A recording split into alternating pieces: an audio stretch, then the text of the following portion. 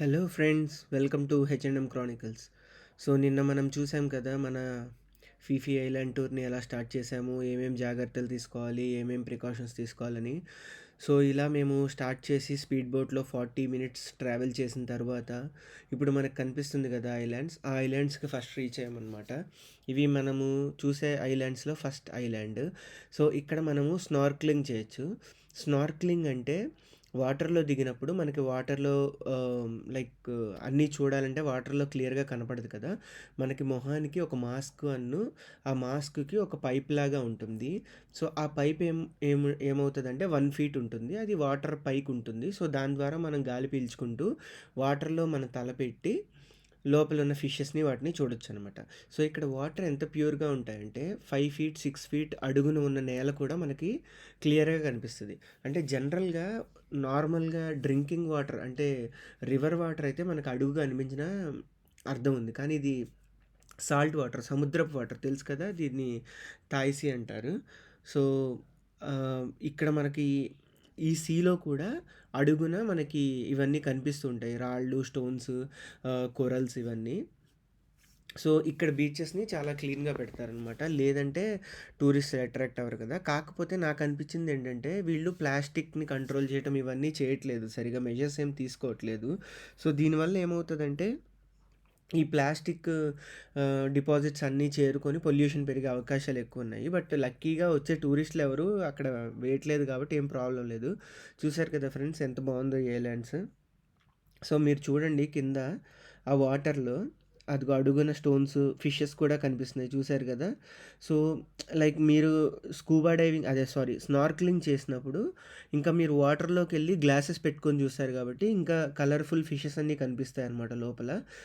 అలాగే మనకి స్నార్క్లింగ్ చేసినప్పుడు మనకి బ్రీత్ లైక్ లంగ్స్ కూడా క్లీన్ అవుతాయి అన్నమాట. మనకి కొంచెం సాల్ట్ వాటర్ లైట్గా వెళ్తుంది లోపలికి.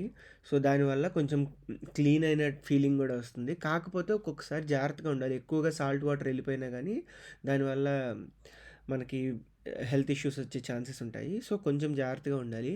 అండ్ మీకు స్విమ్మింగ్ చేయడం వస్తే ఇంకా బాగా ఎంజాయ్ చేస్తారనమాట, ఎందుకంటే మీరు వాటర్ లోపలికి వెళ్ళి బ్రీత్ హోల్డ్ చేసి 1 మినిట్ అలా ఉండగలుగుతారు కాబట్టి. సో ఇదే ఫ్రెండ్స్, ఇప్పుడు నేను స్నార్క్లింగ్ చేస్తున్నాను, చేయబోతున్నాను.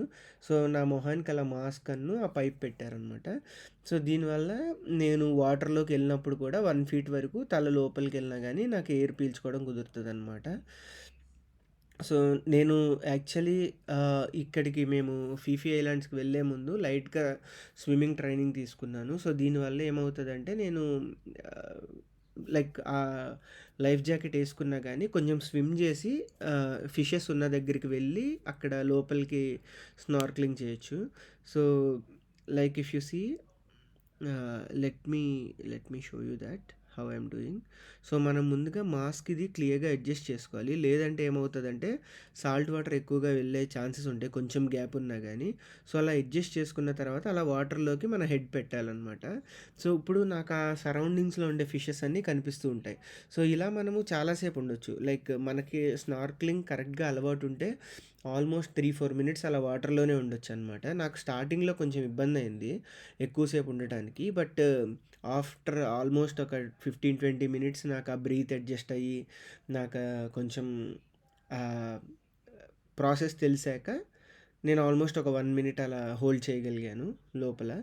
సో చూసారు కదా, ఇలా చేస్తామన్నమాట. లైక్ నేను యాక్చువల్లీ ఫిషెస్ని కొంచెం తీద్దాం అనుకున్నాను, కానీ బయట నుంచి ఎంతసేపు తీసినా కానీ అవి కలర్ఫుల్ ఫిషెస్ ఉన్నా కనిపించట్లేదు అనమాట. బట్ మీరు స్నార్క్లింగ్ చేస్తే ఖచ్చితంగా ఒక మంచి ఎక్స్పీరియన్స్ వస్తుందన్నమాట. సో ఇలా లైక్ ఫస్ట్ బీచ్లో మేము దిగామన్నమాట. నా వెనక ఉన్నారు కదా వాళ్ళు స్విమ్మర్స్, వాళ్ళందరూ మా బోట్లో వచ్చిన వాళ్ళే. వాళ్ళలో కొంతమంది డీప్ డైవింగ్ చేసే వాళ్ళు ఉన్నారు, వాళ్ళైతే వితౌట్ ఈవెన్ లైఫ్ జాకెట్స్. చూసారు కదా, నా వెనక ఒక అతను వెళ్తున్నారు కదా, అతను చూడండి ఓన్లీ స్నార్క్లింగ్ ఇదే పెట్టుకున్నారు, బట్ లైఫ్ జాకెట్ పెట్టుకోలేదు. సో ఇది మనకి స్విమ్మింగ్ ఎంత బాగా వస్తే అంత బాగా ఎంజాయ్ చేస్తాం ఇలాంటి ప్లేసెస్‌కి. దానివల్ల మీరు బేసిక్ స్విమ్మింగ్స్ అన్నా నేర్చుకొని వెళ్తే చాలా బావుంటుంది. సో, అలా మేము ఫస్ట్ బీచ్‌లో ఒక హాఫ్ అన్ అవర్ అలా ఉన్న తర్వాత మేము మంకీ ఐలాండ్‌కొచ్చామనమాట. ఈ మంకీ ఐలాండ్ ఏంటంటే ఇది one of the just viewing spot. ఇక్కడ దిగటానికి ఏముండదు. Like most of the islands అన్నీ సేమే ఉంటాయన్నమాట. లైక్ చుట్టూతా కొండలుండి లైక్ ఇలా దిగటానికి కొంచెం డీప్ లైక్ 5, 6 ఫీట్, 7 ఫీట్ అలా ఉంటాయి. సో, ఈ మంకీ ఐలాండ్స్ ఏంటంటే ఇక్కడ మంకీస్ ఎక్కువగా ఉంటాయి. సో, ఇక్కడికొచ్చినప్పుడు మన ఫోన్స్ కానీ, ఫుడ్ ఐటెమ్స్ కానీ జాగ్రత్తగా పెట్టుకోవాలి. లేదంటే ఏమవుతదంటే, ఒక్కొక్కసారి మన దగ్గరికొచ్చేసి మనల్ని రక్కేసి మన చేతిలో ఉన్న ఇవన్నీ లాక్కొని వెళ్ళిపోతాయన్నమాట.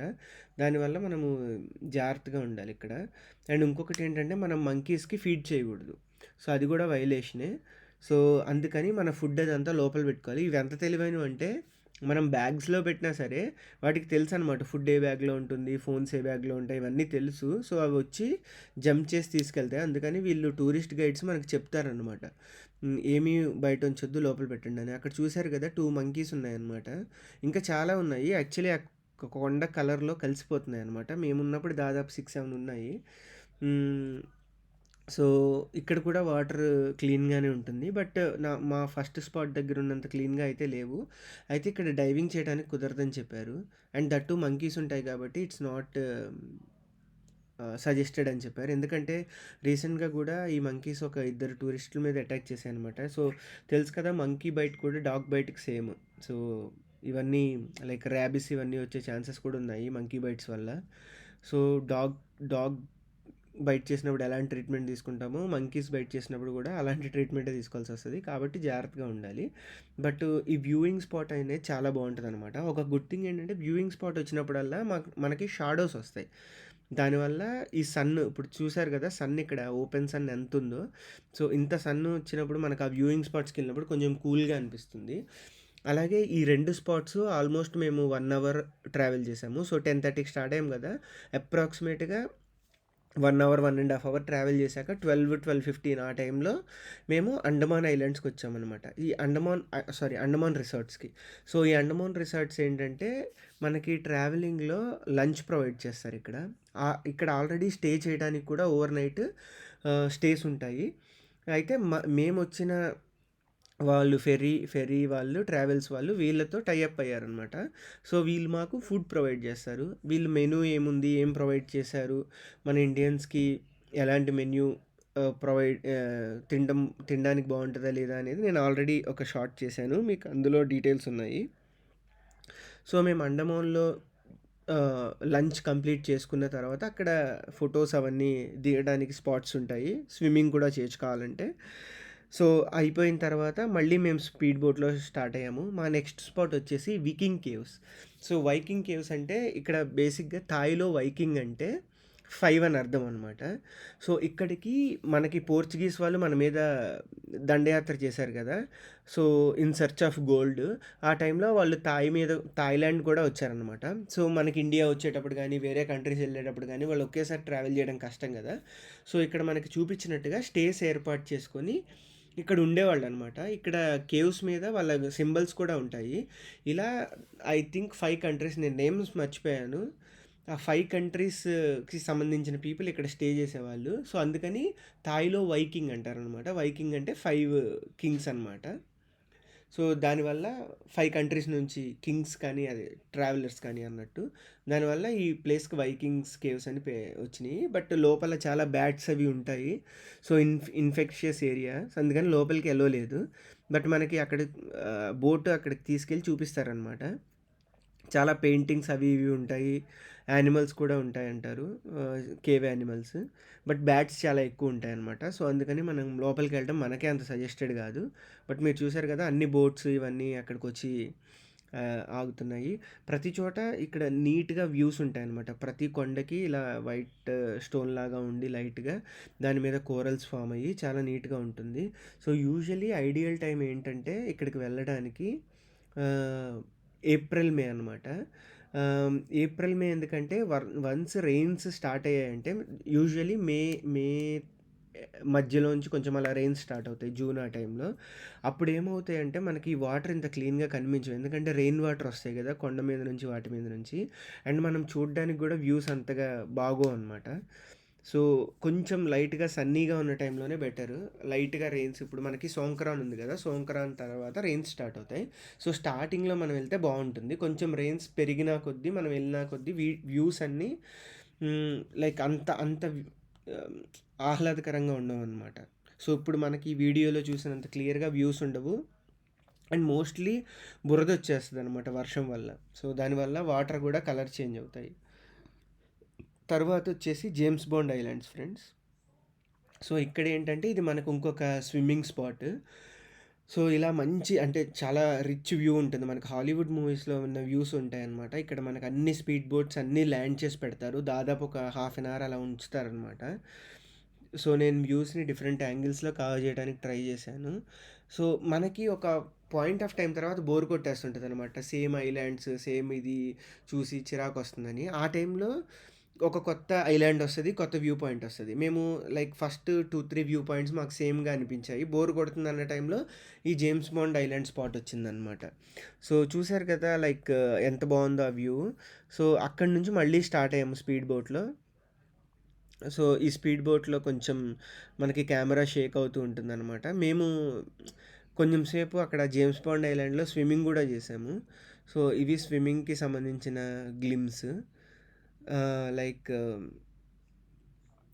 ఇక్కడ ఇక్కడ యాక్చువల్లీ ఏంటంటే వాటర్ కొంచెం క్లీన్‌గా ఉంటాయి. అండ్ ఫ్లో స్లోగా ఉంటుంది. సో, ఈ ఏరియాలో మనం స్విమ్ జేస్తే కొంచెం చాలా అంటే మనం ఆ ఎండలో ఉండి, ఉండి స్విమ్ చేస్తాం గదా! చాలా చాలా బావుంటదనమాట. మనకి ఫస్ట్ వ్యూ పాయింట్‌కెళ్ళి అక్కడ స్విమ్ జేసినప్పుడు ఎలా ఉంటుంది? ఆ సన్‌కి సారీ ఫస్ట్ గాబట్టి మనకు ఆ సన్ అంతగా తెలీదు. ఎక్సైట్‌మెంట్‌గా ఫీల్ అవుతాం. కానీ ఒక 3, 4 స్పాట్స్ అయ్యాక సన్ వల్ల చాలా అసలు ఒక కైండ్ ఆఫ్ డీహైడ్రేట్ అయిపోయి అలా ఉంటాం గదా! ఆ టైంలో ఇలా వాటర్‌లోకెళ్తే చాలా రిలాక్స్ అవ్వచ్చనమాట. సో, ఇక్కడ లైక్ స్విమ్ చేయొచ్చు, డీప్ సీకెళ్ళొచ్చు. ఇక్కడ అంత ఫిషెస్ లేవు గానీ, కొంచెం స్విమ్ చేయడానికి అనువుగా ఉంది. సో, దానివల్ల అందరూ బాగా ఎంజాయ్ చేస్తారనమాట. అలాగే రెస్ట్ తీసుకోవాల్సినోళ్ళు కొంతసేపు రెస్ట్ కూడా తీసుకోవచ్చు బోట్‌లో. ఎందుకంటే హెవీ సన్ ఉంటుంది, హెవీ హ్యూమిడిటీ ఉంటుంది. సో, ఇలాంటి ఏరియాస్‌కెళ్ళినప్పుడు మనల్ని మనం డీహైడ్రేట్ ఎంత చేసుకున్నా గానీ, ఒక కైండ్ ఆఫ్ ఇరిటేషన్ ఒస్తది. ఒక 2, 3 అవర్స్ తర్వాత. సో, ఆ టైంలో మనం రెగ్యులర్‌గా వాటర్‌లోకెళ్తూ ఉంటే మనకు కూడా ఆ ఎనర్జీ అనేది మెయింటైన్ అవుతూ ఉంటుంది ఎండింగ్ వరకు. సో, ఇలా ఇలా కొంచెం సేపు మేము లైక్ ఆడుకున్న తర్వాత ఇక్కడ then we started our journey to the further places. అవి అవి ఇంకా చాలా బావుంటాయి ఫ్రెండ్స్. ఎందుకంటే లైక్ అసలు ఈ ఈ ఫుల్ ఫీఫీ ఐలాండ్స్ ట్రిప్‌లో మెయిన్ అట్రాక్షన్ ఏంటంటే మాయా బే. ఆ మాయా బే దగ్గరికి షార్క్స్ కూడా వస్తాయి. మీరు ఆల్రెడీ చాలా యూట్యూబర్స్ షార్క్స్ వీడియోస్ తీసినవి గూడా మీరు చూసే ఉంటారు. బట్ నేను చెప్తున్నాను ఫ్రెండ్స్ మాయా బే దగ్గర వ్యూ మాత్రం చాలా బావుంటుంది. లినార్డో డీకాప్రియో ఆ మాయా బే దగ్గర 'బీచ్' అనే మూవీ షూట్ కూడా చేశారు. లైక్ ఒక పారడైస్ ఎర్త్ మీద ఉన్నట్టుంటుంది. ఆ వాటర్‌లో కూడా మనం దిగనివ్వరు ఫ్రెండ్స్. ఎందుకంటే అక్కడికి వాటర్ పొల్యూట్ అయితే షార్క్స్ రావన్నమాట. మధ్యలో 3, 4 ఇయర్స్ షార్క్స్ కూడా రాలేదు. దాని కారణంగా అది క్లోజ్ కూడా చేశారు మధ్యలో. సో, చాలా క్లీన్‌గా ఉంటాయి ఫ్రెండ్స్. అది నెక్స్ట్ వీడియోలో మనం చూద్దాము. Stay tuned for our channel. Subscribe to our channel. Thank you so much friends. Have a nice day.